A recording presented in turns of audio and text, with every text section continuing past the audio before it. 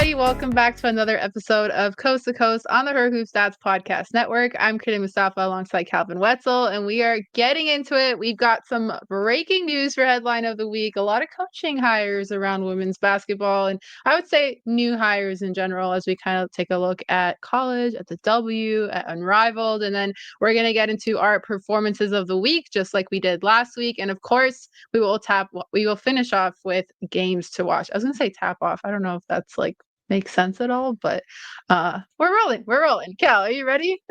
Yes, ma'am. We have some fun stuff to talk about this week. I can't wait. Yes, we do. And what better way to start off with our headline of the week, which is new hires around women's basketball. We are going to start with the most recent piece of news, and that is that the Atlanta Dream have hired a new head coach.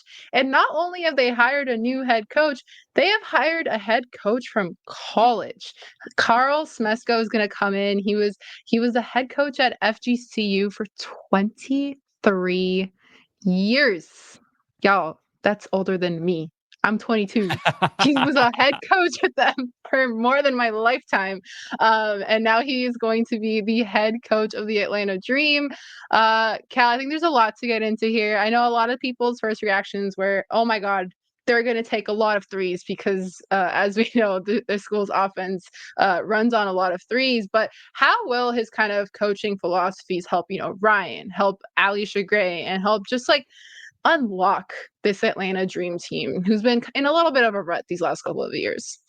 It's going to be huge. And for some people who I've seen some people who are maybe a little bit like unfamiliar with him and his style, because some people maybe only follow the W and not college as much, or they follow college some, but they're familiar with like Dawn Staley and Gino, but maybe not coaches of a school like FGCU. So if you're not familiar, like Cree said, a lot of threes, a lot of layups. It's basically Maury ball. It's basically no mid-range jumper, all threes, all layups. He's like the biggest analytics nerd in the world. And the FGCU has been really good because of it. For that whole 2-decade plus stretch that he was there, they've been one of the best mid-major teams. They're consistently in the tournament. They often give their first round opponent a good run as like a 12 seed, 11, 13, that range. So obviously he kind of has the pedigree, and it's interesting to me that he took this job because, like you said, he's been there for 23 years. He could have had a power conference job by now if he wanted to. He could have had a job that probably pays more, that is more high profile. With all the success that he's had there, obviously he liked it and didn't want to leave, but the Atlanta Dream were able to pry him away. So it's very interesting. But I think back to your question, it's going to be really huge, especially for players like Ryan Howard, but really for the whole offense, which I think, like you said, has kind of stagnated a little bit in the last couple of years. FGCU, back to the threes and layups, took 169 mid-range jumpers in the last 6 seasons combined. And for reference, if you have no idea if that's what that number means, Tina Charles by herself just this season took 174. One player on the Dream in one season took more than the entire team in 6 seasons for Karl Smesko. So that kind of gives you an idea of what this offense is going to look like. They are not going to shoot outside the paint unless it is behind the 3-point line. That's just how the offense is going to run. And I think it's going to be really cool to see that with professional level talent, to see that kind of play out at the highest level of basketball in the WNBA. So as myself also a nerd for stuff like that, I'm very, very excited. Yeah, and I will say, I think it's important to note that with a coach of that tenure with his team, he's obviously a very good coach. Like, as we know, with just like how fragile coaching jobs seem to be lately in women's basketball and in basketball in general, honestly, you don't keep a coach around for more than 2 decades if he or she or they is not doing a really good job. So I think it's going to be interesting to watch Karl come into the W and see how that turns out. And you're right. I'm curious if we will get the numbers on how much this coaching contract is and how much it was going to be. Because as we know, in the last few years, and I think starting with Becky Hammon when the Aces hired her, I guess it's 3 seasons ago now. I've lost all track of time, but she got a bag. A lot of these coaches are getting bags, and I think we're just like turning a new leaf in terms of how attractive jobs in the W are starting to be in comparison to college. Because as we know, college coaches get paid a ton of money, and it's about time the W has started to catch up to some of that. So yeah,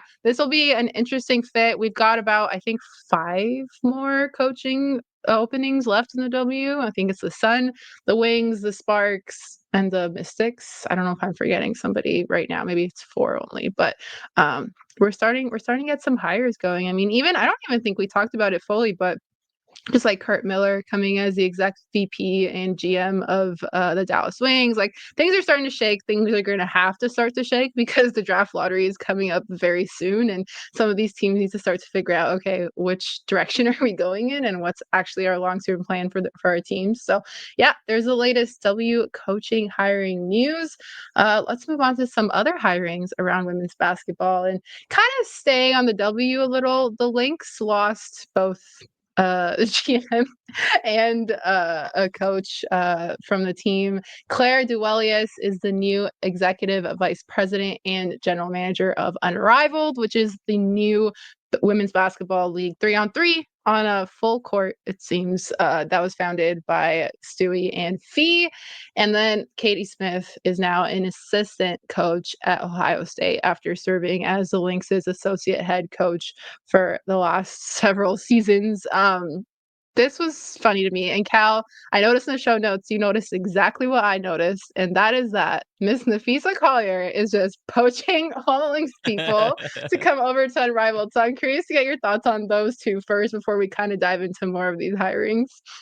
Yeah, that was my first reaction too. It's hilarious. It's a cutthroat world. Fee is just poaching everyone from her own WNBA organization. But on a broader note, I think it's really cool. Like Unrivaled continues to prove that just how legit it is right off the bat with all the money that they have, obviously, and some of the names that they're pulling now. Obviously, we've seen the names that are joining as players and now in other capacities as well. I think right from the jump, this is going to be a big time legit league, and it's going to demand attention and respect. And so, I'm really looking forward to it. Yeah, I mean, even taking a look at their TV deal, just like getting that with TNT and Yeah. being able to expand to 6 extra players than what they originally were going for, with Alyssa Thomas and Stephanie Dolson being the 2 latest to kind of be announced to join Unrivaled. I think this league is headed in a very exciting direction and very clearly has exciting opportunities. If these people are leaving W teams that they've been with for a while. And it was interesting because I saw Bridget Carlton was like really sad about Katie Smith leaving, and I was like, "Girl, is she playing in Unrivaled? Was she announced? I think she was." I was Yeah. like, "You're Yeah. you're gonna see her. You're gonna see her in Miami. Like you'll be fine." But no, I get it. I get it for sure. It is a different situation. So that yeah, those are 2 hires that the Lynx lost, but now they're both Unrivaled and Ohio State. Um, or I guess it wasn't Katie Smith. Why am I getting all my stuff mixed up? It was Claire that she said bye to. There's too many names floating around. But Katie Smith is now the assistant coach at Ohio State, obviously Ohio State alum. JC Sheldon, also an Ohio State alum, is now the director of player development over there. So they announced both of those hires, I think relatively within the same day. I think this is so cool just to see, and we're going to dive into this too, just to see more players who, JC's coming off of her rookie year with Dallas and was obviously a very, very important player at Ohio State. I think it's important to see more players moving into these types of roles during the offseason. But yeah, Cal, what did you think about this hiring when you first saw the news?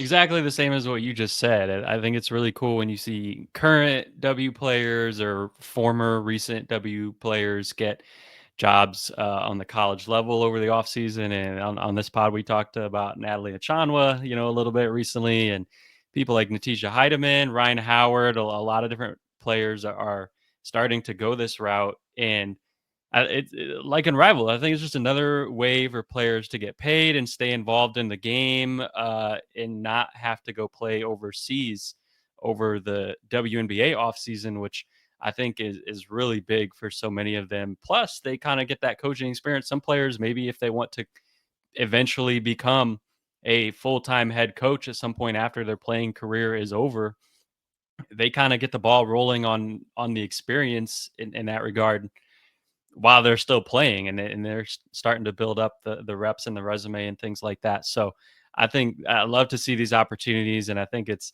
a win-win all around. Like for the players, you get someone who was in your shoes a year or two ago instead of 20 years ago, and someone who you can kind of relate to, and they can take you under their wing. And I just think that it's a good deal for everybody involved.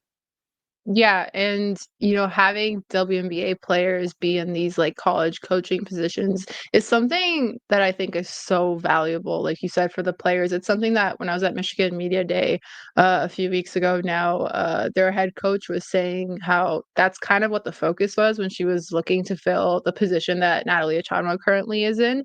And, they had worked with Ariel Atkins the year before, and that was kind of just like they need someone in those rooms and on the court who the players can relate to and just has this presence of, okay, I'm in it or I've been there, and just can provide all of this valuable experience and knowledge and lessons that I think players may not fully grasp otherwise. So I think having a W player just be on your staff is so, so important. And this is a great fit, I think, between JC and Ohio State. Like, it's just like, it's one of those things where it's like, it's a no brainer. Like, of course, like, it just makes sense. So yeah, these are all the hirings that have happened kind of lately. I'm sure there'll be more by the next week's episode because there's still a lot to Probably by the fill time in. this episode comes out, knowing how things Oh go. yeah, by tomorrow morning, yeah, for sure, for sure. All right, so those are the new hires around the W. Let's get into our performances of the week. Okay, so originally, I was gonna go with Deja Kelly of Oregon because after they beat Baylor last week, but then the press break covered that. So make sure you go and you check out the press break after you listen to this episode in case you haven't done so already. So I pivoted and I went with, of course, surprise, surprise, Crina goes with another Canadian 2 weeks into doing performance of the week. Last week was Silas Swords. This week is someone who some people may not actually be as familiar with, and that is Delaney Gibb over at BYU. Freshman fire. Obviously, freshman fire, just won Big 12 Freshman of the Week. She has been on an absolute heater. She has not scored between 17 points through her first 3 games. And I just want to pull up this clip. This is your weekly reminder to go subscribe to YouTube.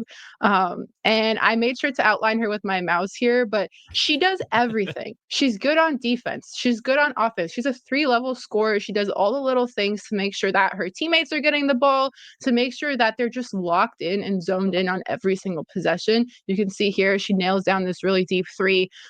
She was on Canada's U19 team that won bronze just a few years ago in 2021, and she's in that same class as Styla. And I think she's done a few things with our senior women's national team, like she's been at a few of our camps and things like that. And I just think she's a really, really special player. She was putting like 40 points on people in high school before this year, and I just remember I would be writing about her like, my God, like I just love players who just come in and they know exactly how they want to score, they know exactly where their spots are. So yeah, she led. So to get Big 12 Freshman of the Week, and that was before their most recent game against Colorado State, in which she was the leading scorer again with 19 points.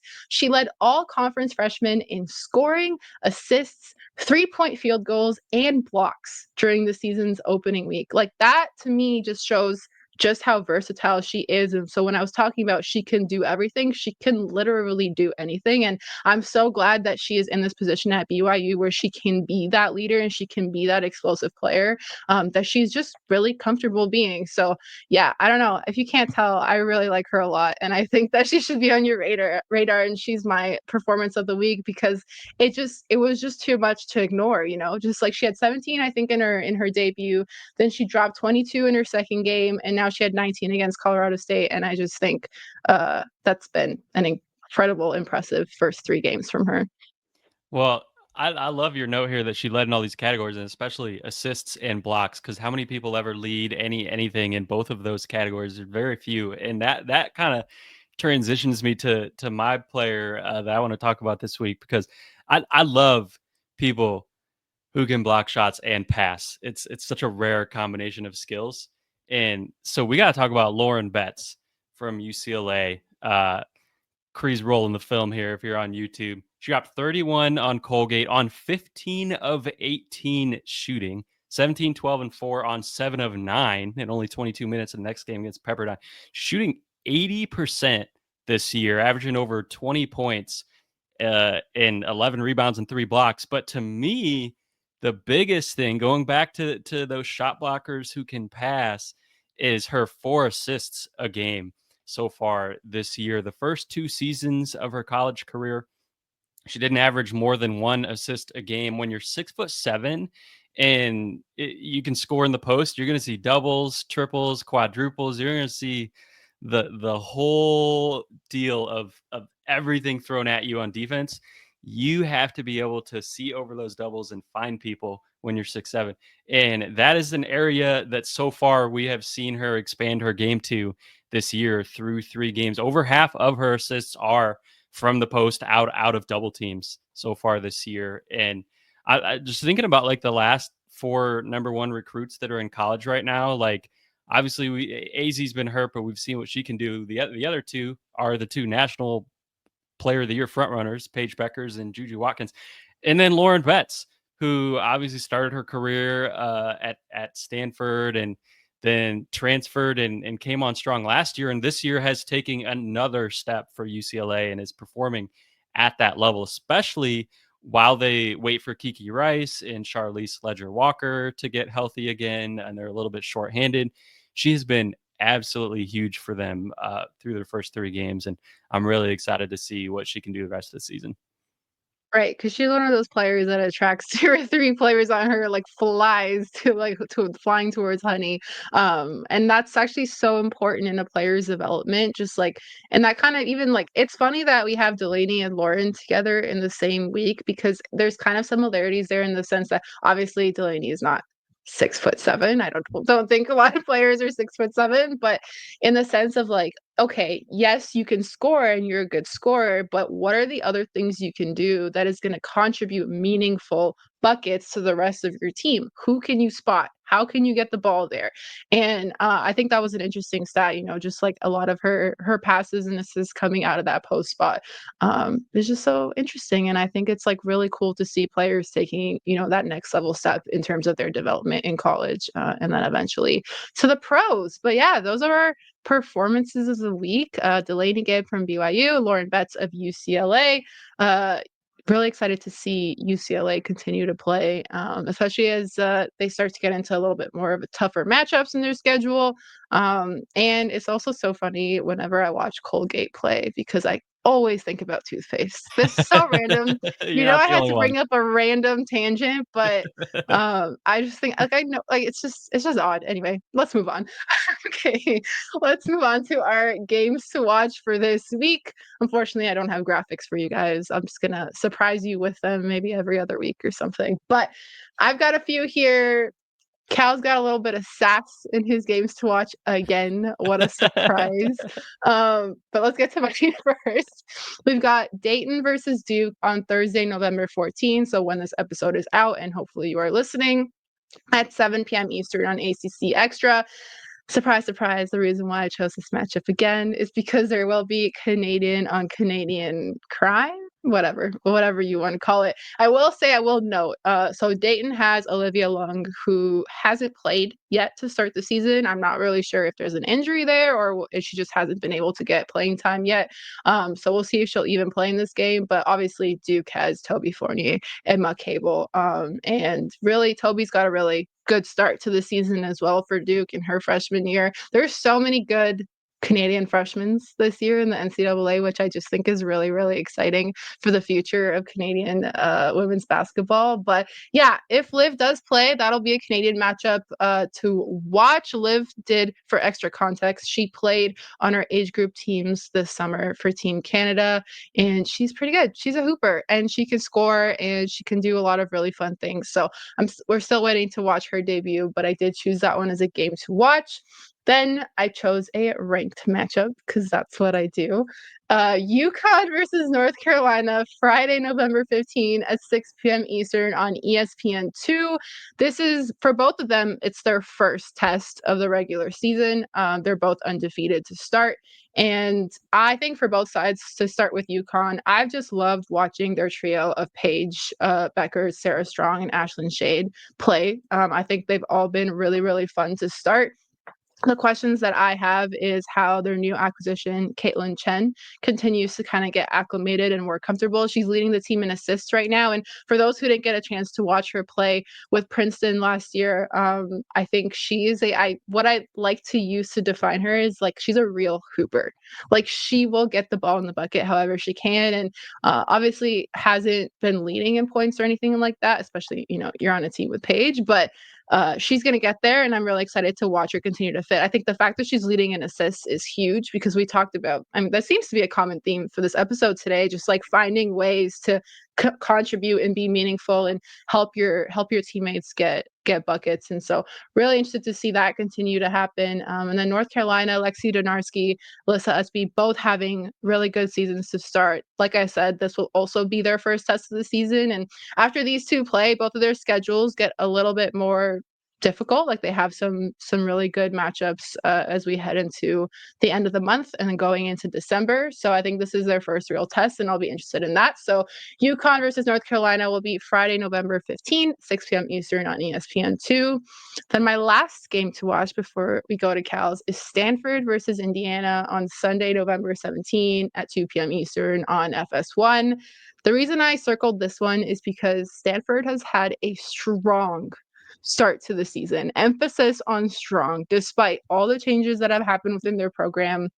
Losing Cameron Brink, losing Kiki Iriafen, losing head coach Tara Vanderveer. Like there's been a lot of shakeup within this program. I'd argue also within the last couple of years as well, just kind of heading to this, okay, what is our new identity and what is our new direction? And while still being the elite Stanford team and being that really hard Cardinal, wow, I almost said carnival team to play Oh, you're against. about to say carnivore, like they I eat know. people.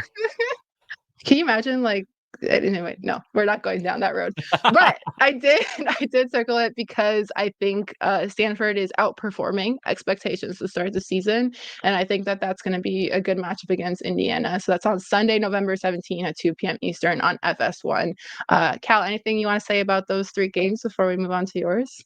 I just want to say that every game on FS1 and any of the Fox networks is a must watch for me because of the round ball rock thing, the like little music that they come in and out to. It's nothing gets me more hype for basketball than that. And if you don't know what I'm talking about, you have to watch it. I'm not going to do it. You got to go watch it. Um, but my games of the week, we're going to start off with we got three in-state matchups actually, three in-state rivalries. First one, Louisville versus Kentucky, ranked versus ranked. Oh, you you're have to actually allowed to have one this week. you have to go to YouTube and look at the face that Cruz made because there's no way to describe it over audio, but it really adds to the I think podcast experience. Uh, Louisville versus Kentucky, Saturday 6 Eastern, SEC Network Plus. I am bummed that this is on SEC Network Plus, even though I get it. Obviously, I'm going to watch it anyway. This feels like it should be on ESPN or something big. There's a lot of basketball history at these two schools, and obviously Kentucky's kind of been down in recent years, but very revitalized now, bringing in Kenny Brooks and Georgia Amore. And how good has Clara Strack been for them in the post? We got glimpses last year when she was a freshman and she was playing behind Kitley at Virginia Tech, and then Kitley got hurt, and we saw her come on strong. And now, sophomore year, the post is all hers at Kentucky. She is fully unleashed, and it has been really cool to watch her play with Georgia Amore. So, Louisville versus Kentucky rivalry, go watch it. And then the other two, I'm gonna kind of lump together: Iowa versus Drake, Sunday 3 Eastern, ESPN Plus, and Iowa State versus Northern Iowa, Wednesday, which is a week from the day we're recording, but it is going to happen before our next episode is released. 7 Eastern, ESPN Plus as well. If you know me, you know how much I love the Iowa matchups. Any Iowa matchup, I don't care who it is, I will beat this drum till the day I die. The state of Iowa is the best for girls and women's basketball, at down to the lowest youth levels, all the way up through this level. It is so good, and they produce so much talent and so much fun, entertaining hoops. And anytime any of these four teams play each other, it is must watch television. It always delivers every time. I don't care which one of these teams it is. Iowa, they lost Caitlin Clark, lost some pieces. Obviously, still a good team. Iowa State, a top 10 team. Drake, the favorites in the Missouri Valley after winning it last year. UNI always towards the top of the Missouri Valley as well. These teams are always good. They're always fun, and they always give each other a battle. So go watch both of those, and you will not be disappointed. I promise you. Can I ask a question as the Canadian on the podcast? So, Yes. is Iowa still considered the Midwest? Yes. Okay, Yes. so if you know Cal, you know that he loves him some Midwest hoops. There we go. I just wanted to make sure I was, like, factually correct before I said that. You're gonna rep Um, Canada every pod. I gotta rep the Midwest, you know? I know, right? I see that Louisville shirt you got on too, No, for this the is pod. Illinois State. Oh, it's This is Illinois Illinois State. State. Oh, wrong bird. It's fine. I had no, it's not your fault. I was like down at the bottom of the screen, so all you could see Yeah, I can't see the was the text, red bird that yeah. looks like a cardinal. But if I pull it up like this, Yeah, there now we you can go. see. There we go. There we It does go. look a lot like the Louisville logo. They are very It similar. really does, and it's also red, so I'm like, "Ah," Yeah. my I brain remember looped when I there. was yeah, they are also red. When I was at the Final Four, whenever 2 years ago, whenever Louisville made it, and they had the logos of the teams, and I forget who I was with. Someone I was with was like, "Oh, look, like the Illinois State logo," but it was it was Louisville So they because did it Louisville flipped. was in the Final Four. But Okay, like people get them mixed up, so it's I feel better now. understandable. I need to. This just it's just a reminder that I have bad posture. I'm The slouching, posture. but if I sit up with good posture, you can read the Illinois State. So thank you for There reminding you me to go. stop slouching. I'm gonna No problem. I'm gonna try That's to what do I'm this here the rest of the for. I also wanted to make a joke about Louisville versus the Kentucky Hokies. For pod. I know someone's gonna kill me for saying that, but I thought that was really funny.